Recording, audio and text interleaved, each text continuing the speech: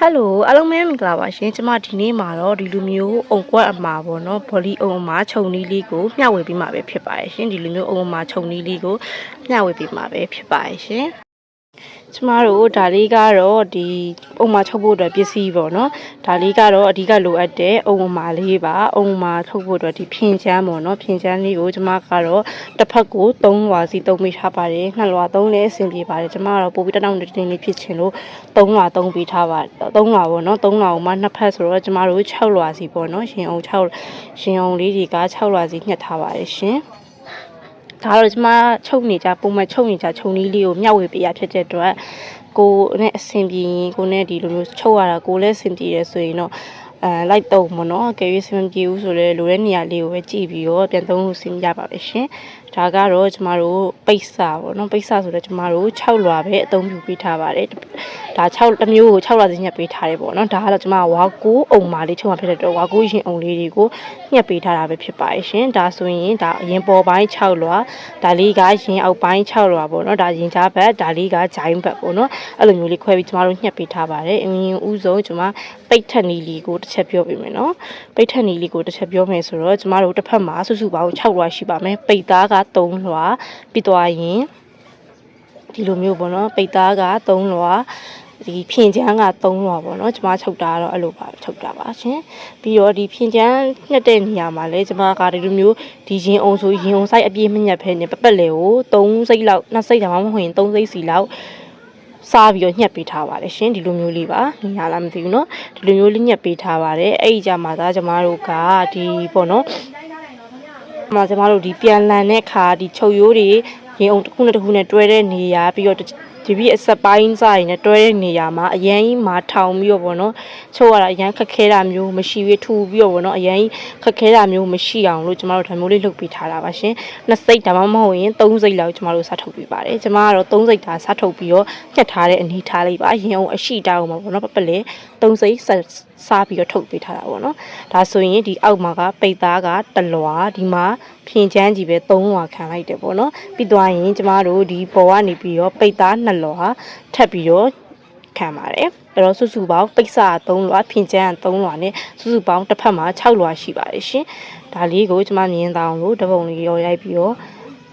့တန်းလေးပြပေးမယ်နော်ဒါဆိုရင်ပိတ်သား1လွှာဖြင်ချမ်း3လွှာပြီးတော့ဒီရင်အောင် ပိတ်သားအပေါ်ဒါအလှဘက်ပေါ့နော်အလှဘက်အတွက်ကျမတို့ပိတ်သားကို2လွှာအသုံးပြုပေးထားပါတယ်ရှင်ဒါမျိုးလေးရပြီဆိုရင်ဒါကတစ်ဖက်ပေါ့နော်ဒီအလှဘက်ကိုကျမတို့2လွှာထားတာကိုမရောအောင်မမအောင်လို့ပေါ့နော်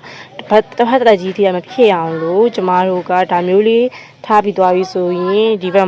ကျမတို့ဒီဘက်ကဒါဒီဘက်တစ်ဖက်ပြီးသွားပြီဆိုရင်ကျမတို့ဒီဘက်မှာလဲစုံပြီးတော့တစ်ဖက်ချလိုက်မယ်ပေါ့နော်ဒါမမအောင်ဘာမဘက်တစ်ဖက်တက်ကြီးရဖြစ်မနေအောင်လို့လုပ်လိုက်တာပေါ့နော်ဒီဘက်မှာဆိုရင်လဲကျမတို့ပိတ်သားက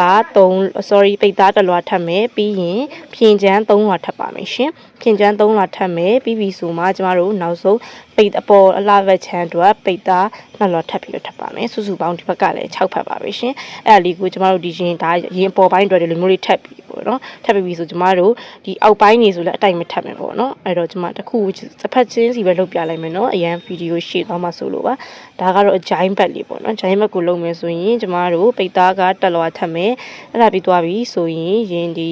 ီဖြင်ချမ်းပေါ့နော်ဖြင်ချမ်းက3လွှာထပ်ပါမယ်ရှင်ဖြင်ချမ်း3လွှာထပ်ပါမယ်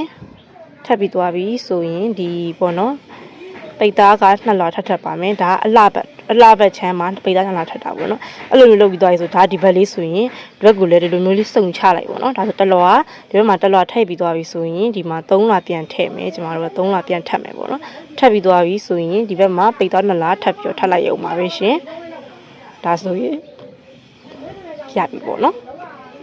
ဒါကတော့ကျမတို့ရင်အောင်အောက်ချမ်းကိုမှရင်ကြားဘက်လေးမှာဆက်မဲ့ဘက်လေးပေါ့နော်အဲ့တော့ကျမတို့ဒီလိုမျိုးလေးထားလိုက်မယ်ထားပြီးတော့ရင်ပိတ်သား1လွှာဖြင်ချမ်းက3လွှာပေါ့နော်ဖြင်ချမ်း3လွှာထားမယ်ပြီးရင်အလှဘက်အတွက်ကျမတို့ပိတ်သား2လွှာထပ်ပြီးတော့ထပ်ပါမယ်ဒါတော့ကျမရင်စည်းပုံဝင်ဖြစ်ဒီလိုမျိုးဝါကုတ်ပုံဝင်ဖြစ်ရင်အောင်မှာချုပ်တဲ့နေရာမှာအသုံးပြုတဲ့နည်းလေးပဲဖြစ်ပါရဲ့ရှင်ကျမချုပ်တိုင်းဒီလိုမျိုးလေးပဲဒီနည်းလေးပဲသုံးပြပါတယ်ဒါ1လွှာထပ်မယ်ဒီဘက်ကိုစုံချလိုက်တာပေါ့နော် ပြီးသွားရင်